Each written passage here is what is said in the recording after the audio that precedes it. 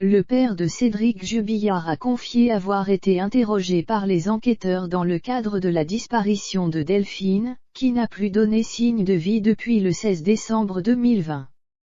Très soucieux pour l'avenir de Cédric, suspect numéro 1, il a révélé ses craintes concernant cette affaire judiciaire. Interviewé par La Dépêche, le père biologique de Cédric Jubillard a confié comment il avait vécu l'incarcération de son fils à la suite de la disparition de Delphine à Cagnac-les-Mines.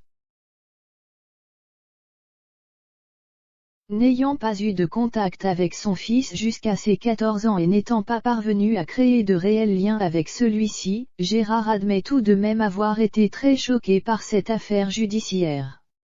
Quand j'ai vu les images à la télé et le nom Jubillard dans le Tarn, j'ai tout de suite fait le rapprochement avec Cédric, admet le père du peintre plaquiste de 34 ans très discret jusqu'à présent. Il révèle que les enquêteurs sont également venus le voir afin de l'interroger.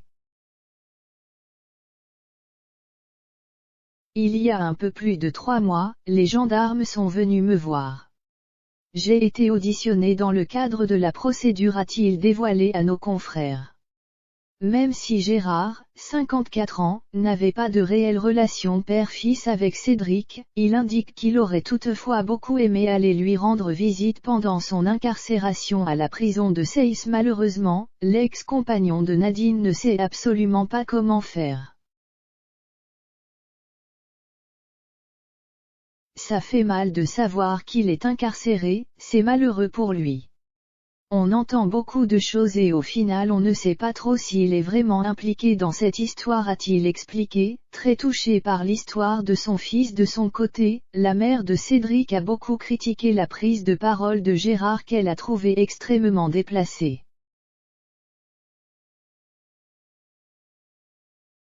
Selon elle, Gérard n'a jamais été présent pour Cédric, elle ne comprend donc pas pourquoi il refait surface maintenant. Interviewée par 100% Radio, elle se demande s'il n'est pas tout simplement à la recherche d'une reconnaissance médiatique en tant que papa de Cédric.